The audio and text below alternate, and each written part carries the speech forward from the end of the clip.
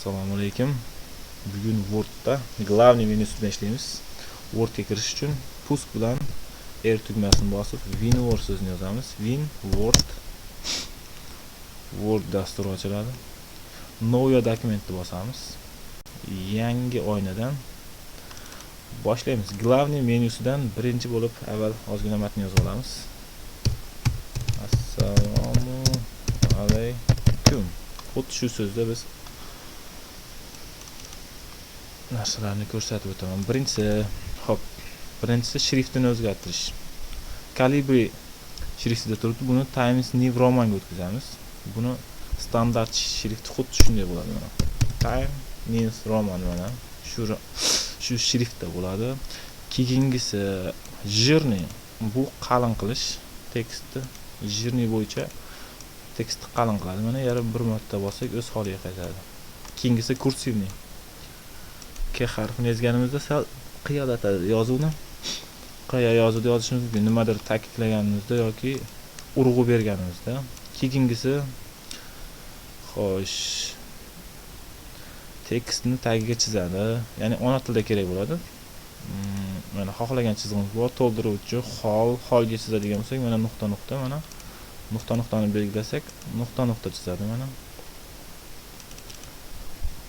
Xo'sh, har qanday fanda buni qo'llashingiz mumkin. Mana xohlagan chizig'imizni qo'ysak bo'ladi mana. Ikki chiziq ham qo'ysak bo'ladi mana. Shundoq belgilaymiz. Xo'p, to'lqin chiziq qo'yamiz mana. To'ldiruvchi.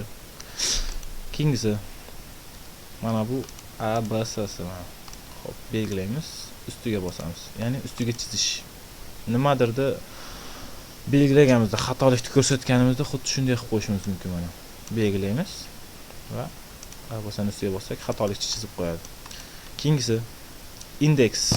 Buni ko'proq kimyoda ishlatadi. Masalan, xo'sh H2O harfini yozib turib, onu belgilaymizda mana bu indeksni bosamiz. Indeks deyiladi. Xuddi shunaqa. H2O indeks. Keyingisi daraja. Matematika misollarida masalan 50 ning hop mana buni o'chirib qo'yamiz. 50 ning ikkinchi darajasi qilsak, 2 ni belgilaymizda darajaga oshirib qo'yamiz. Mana bu x darajasini qilsak, mana 2 ni darajasiga o'tadi.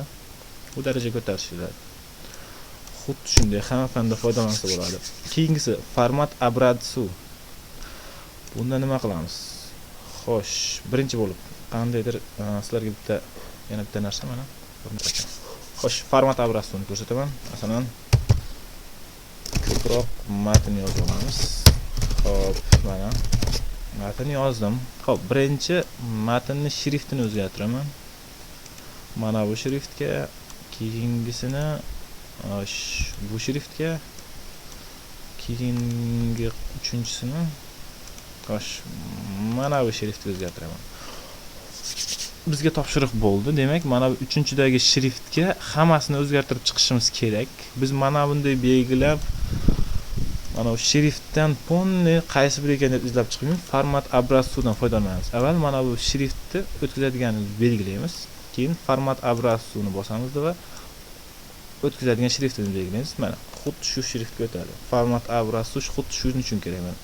Mana bu shriftni o'tkazish uchun belgilaymiz. Avval o'tkazadigan shriftimizni format образцуni bosamiz va tagidagini shundoq belgilaymiz. O'sha shriftga o'tadi. Xo'sh,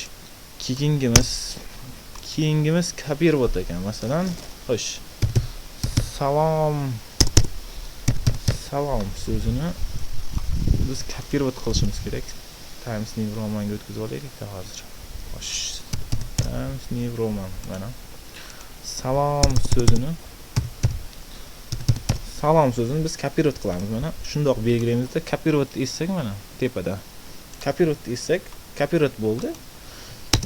Mana bu sichqonchani o'ng tomonini ezib, xo'sh, bu yerda выставить degan joy bo'lishi kerak. Выставить. Xo'sh, past. Xo'sh, выставить. Xo'sh, Ctrl V ni bossak mana ketaveradi mana. Ctrl V mana salom mana ketdi mana. Kopировать qilgan so'zimiz Ctrl V bilan. hammasini kopировать qilmoqchi bo'lsak, общий belgilaymiz. Общий belgilash bo'yicha Ctrl A ni bosamiz. Mana bu burchakda ham ko'rib chiqib bosgan harflarim. Ctrl A ni bosib, Ctrl C ni bosamiz. Bunda hammasi kopировать bo'ldi. Ctrl V bilan bu yoqqa mana shunday o'tkazib qo'yamiz. Mana pastda ko'rindi. Mana hozir kopировать qilganlarim. Общий o'chirish uchun ham Ctrl A ni bosamiz va Escape ni bosamiz. Bo'ldi. Fonni o'chirib tashlaymiz. Keyingisi Wizard bu qirqib tashlash nimadir? Masalan, salom. Masalan, salom deb yozsak, lomni qirqib tashlash uchun mana Wizard bo'ldi. Qirqib tashlang. Ya'ni udaytda yoki rasmlarda ham ko'p ishlatiladigan narsa. Xo'sh, Vistavit buni keyinchalik o'rganib o'tamiz. Hozircha buffer обменяni o'rganamiz. Misol uchun men ko'proq narsani saqlanib qilmoqchi bo'lsam, buffer обменяni ochib olaman. Mana lom so'zini men hozir haligida kopировать qildim. Bu yerda ko'proq so'zlarni kopировать qilish mumkin. Salom, alik, alik va qandaydir ism. Gulbahor ismini mana alohida kopировать qilaman. Mana Ctrl C qildim mana. Ctrl C, Ctrl C. Mana hammasi buffer adminiga tushyapti. Men xohlagan paytimda bularni xohlaganimda ishlatishim mumkin. Misol uchun mana bu yerda salom so'zini bundan keyin caps lock nimani probel deydi. Alik so'zini yozish mumkin.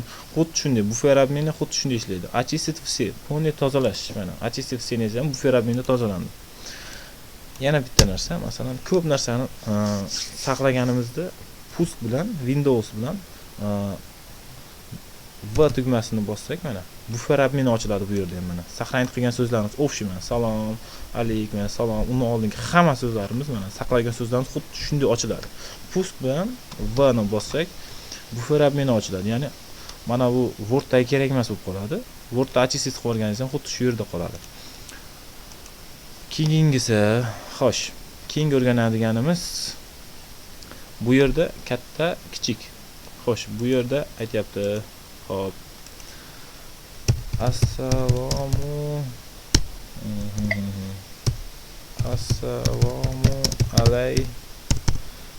alaykum deb yozdim. Endi buni общий belgilayman. Ctrl A bilan belgilasangiz ham bo'ladi. Ctrl A belgiladim. Katta harfi, katta A ni bosgandim. Mana kattalashtirish razmeri, ya'ni 2 yoki 3 baravarga kattalashtirib boraveradi mana. Kichkina A ni bosganimizda kichiklashtiradi. Ya'ni shriftni kichiklashtirish yoki kattalashtirish mana tugma orqali. Yoki bo'lmasa mana bu yerda belgilasak ham bo'laveradi mana. Enter bosamiz mana. Xuddi shunday. Yoki mana bu joyda tugmani bossak mana razmerlar kelib chiqadi. Xohlagan razmerimizga qo'yib olishimiz mumkin. 12 razmerga qo'yamiz. Keyingisi mana bu yerda katta va kichkina A tugmalari bor. Mana bu yerda nima deyapti mana? Hammasini kichkina harfda mana bosaman. Mana bu yerda belgilab, mana belgiladim. Va mana bu hammasi kichkina harfda. Va boshqa harf katta ekan. Mana hammasi kichkina harfda, mana hammasi kichkina harfga belgilandi. Keyingisi hammasi katta harfda, все пробность mana общий belgiladim. Hammasi katta harfda bo'ldi. Keyingisi bosh harfi katta harfda, qolgan hammasi kichkinada demoqchi. Mana buni esa mana bosh harfi katta, mana qolganlari kichkina bo'ldi. Xo'sh, keyingisi bosh harf kichkina, qolganlari katta mana. Bosh harfi mana A kichkina bo'ldi. Assalomu alaykum. Hammasida bosh harflari kichkina, qolganlari katta bo'ldi. Xuddi shunday katta ma'lumotlarni filtrlash yoki katta kichik qilganda xuddi shunday foydalanishimiz mumkin. Bitta-bitta o'zgartirib chiqmasdan mana bosh harflarni mana shunday qilib o'zgartirishimiz mumkin. Keyingisi mana bu A harfi. Ya'ni harf yozgan tekstlarimizga stil berishimiz mumkin mana. Kontur chekkalariga mana kontur chekkalariga ten soyalari, qandaydir orqa fonlariga 3D animatsiyaga o'xshagan mana 3D ten soya berishimiz mumkin. Mana bu ham soya.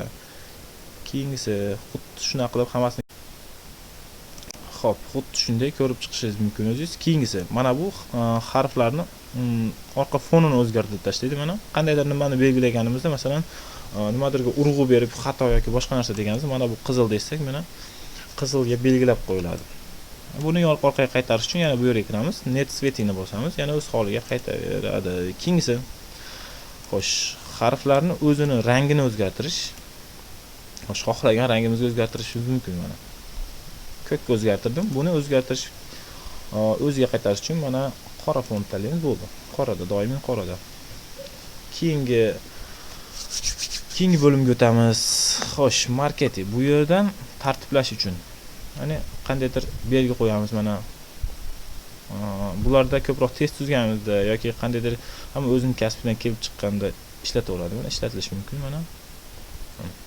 Noviyni bossak mana bu yerda simvolga kiramiz. Общий simvollar. Bu yerda yo'q simvollar shu yerdan topishingiz mumkin mana. Hammasi o'zingizga kerakli narsa mana. Mana bu yerdan tushirib har qanday simbol topishingiz mumkin. Hammasini shu yerdan topa olasiz.